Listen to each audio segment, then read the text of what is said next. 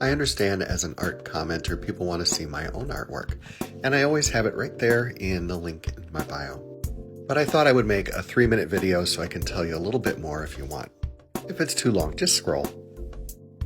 As you know, I ran a gallery for 25 years, and I've been teaching art for over 30 years, from the pre-kinder age all the way to community college. And art's been a part of my family for an awful long time.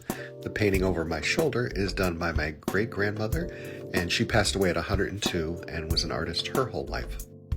This is a painting by my grandmother when she was studying Seumier painting.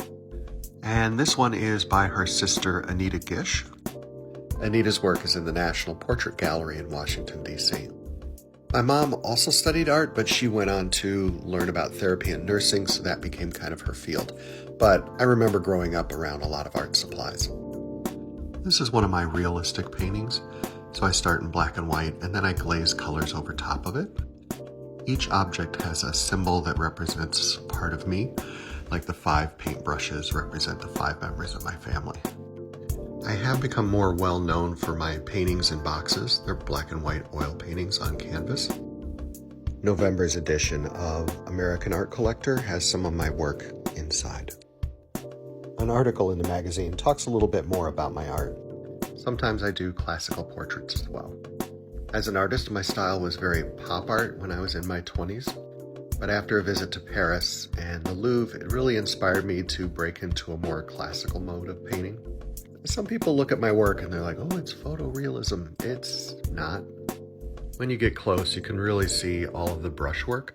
It's actually kind of like calligraphy, and that was something I studied when I lived in Japan for a year.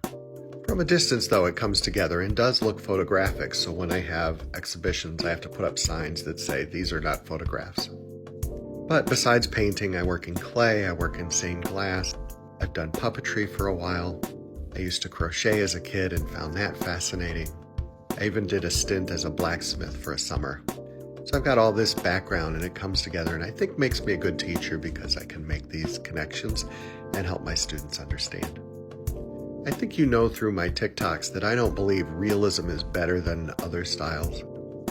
As an artist, art teacher, and previous gallery owner, there's lots of stuff out there that I like, and much of it doesn't look like what I do, which is why I share and duet other artists who do amazing stuff. But I hope this sheds a little light for you on who I am as an artist. And if you want to see more of my work, click the link there. I'm going to send some images to my friend who does my eBay for me. So if you're interested in an original or a print or something, click the